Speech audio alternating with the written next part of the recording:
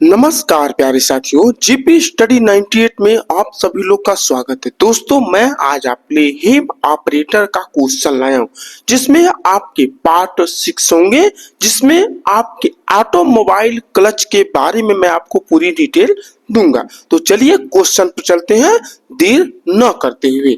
तो चलिए देखिए, पहला नंबर क्वेश्चन क्या है कि जब ब्रेक लगाया जाता है, देखिएगा क्वेश्चन ध्यान से आप लोग, जब ब्रेक लगाया जाता है तो गतिज ऊर्जा बदलती है।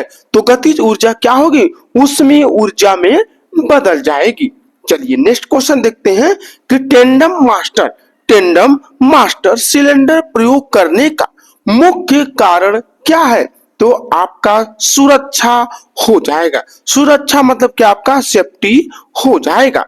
नेक्स्ट क्वेश्चन देखिएगा कि टेंडम मास्टर सिलेंडर में एक सिलेंडर द्वारा ब्रेक न लगने पर दूसरे पर क्या प्रभाव पड़ता है? तो आपको मालूम होना चाहिए कि दूसरा काम करना नहीं बंद करता है, दूसरा काम करता है। ठीक है, आगे देखते हैं कि ब्रेक बूस्टर की ऊर्जा का स्रोत क्या है? तो आपका वायुमंडलीय दाब और निर्वात दाब में अंतर हो जाएगा। अगला क्वेश्चन देखिएगा, सस्पेन वैक्यूम ब्रेकों में पिस्टन के दोनों ओर वैक्यूम होता है, तो आपका ब्रेक रिलीज होने पर। नेक्स्ट क्वेश्चन देखिएगा, व्हील सिलेंडर का कौन सा पार्ट ब्रेक ऑयल को सील करता है? तो आपका कप हो जाएगा। अगला क्वेश्चन देखिएगा कि एग्जॉस्ट ब्रेक का प्रयोग होता है, तो आपका इंजन की चाल को कंट्रोल करने के लिए किया जाता है।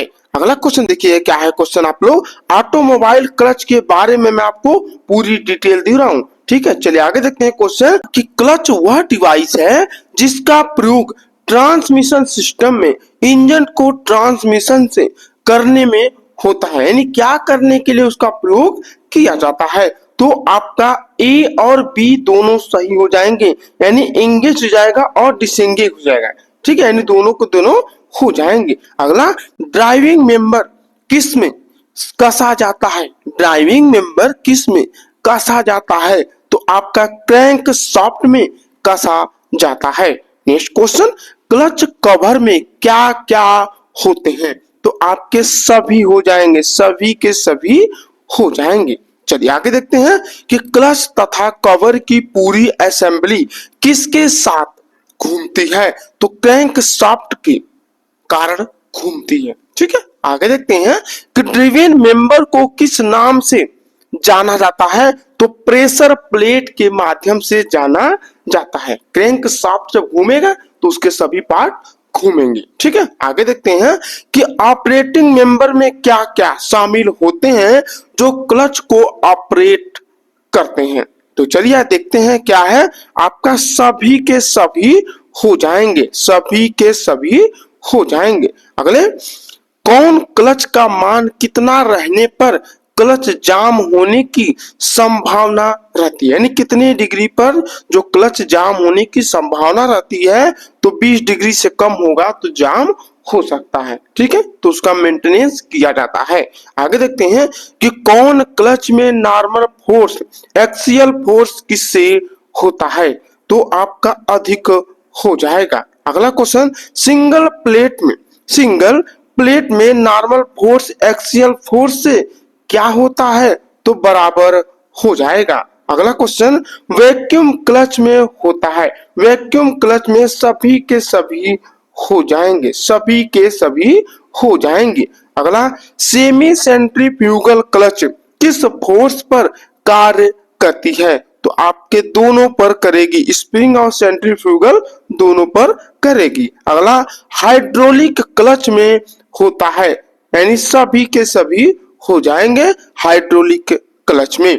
नेक्स्ट क्वेश्चन, निम्न में से क्लच क्या कार्य करता है? यानी क्लच का काम क्या है? तो इंजन से गियर बॉक्स का संबंध को जोड़ना और तोड़ना इसका काम है। ठीक है, चलिए आगे देखते हैं क्वेश्चन, निम्न में से किसके साथ क्लच असेंबली फिट रहती है? तो आपका फ्लाई व्हील के साथ फिट रहती है। नेक्स्ट क्वेश्चन चलिए देखते हैं क्या है क्वेश्चन। आप लोग ध्यान से देखिएगा कि क्लच उपयोग में आता है तो आपके सभी के सभी उपयोग में आएंगे। नेक्स्ट क्वेश्चन, निम्न में से क्लच प्लेट से संबंधित है। तो क्लच जो है उसका प्लेट किससे संबंधित है? तो क्लच प्लेट प्रेशर प्लेट तथा फ्लाई व्हील के साथ दबी रहती है। नेक्स्ट क्वेश्चन, निम्न में से वेट क्लच कहलाएगा। तो आपका जिसकी प्रेशर प्लेट तेल में डूबी हो। Next question, multi plate clutch में होता है तो आपका क्लच प्लेट की संख्या अधिक होती है। चलिए आगे देखते हैं कि क्लच प्लेट किस धातु की बनी होती है। तो आपका स्टील की पत्तियों के द्वारा बनाया जाता है। ठीक है, आगे देखते हैं कि ऑपरेटिंग शाफ्ट पर क्लच एडजस्टमेंट के लिए क्या व्यवस्था होती है। तो आपका एडजस्टिंग नट का उपयोग किया जाता है। आगे क्वेश्चन देखते हैं कि गाड़ी खड़ी करते समय ब्रेक लगाते समय गियर न्यूट्रल करने की आवश्यकता नहीं होती है। यह कथन किस क्लच के लिए सही है? तो आपका हाइड्रोलिक क्लच हो जाएगा। आगे देखते हैं क्वेश्चन कि टार्क कन्वर्टर कार्य करता है। टार्क कन्वर्टर कार्य करता है तो इंजन की शक्ति को बढ़ाना। नेक्स्ट क्वेश्चन देखते हैं कि हाइड्रोलिक क्लच में रिलीज बेयरिंग दबाने के लिए क्या प्रयोग होगा? तो आपका हाइड्रोलिक प्रेशर का प्रयोग किया जाता है। Yeah.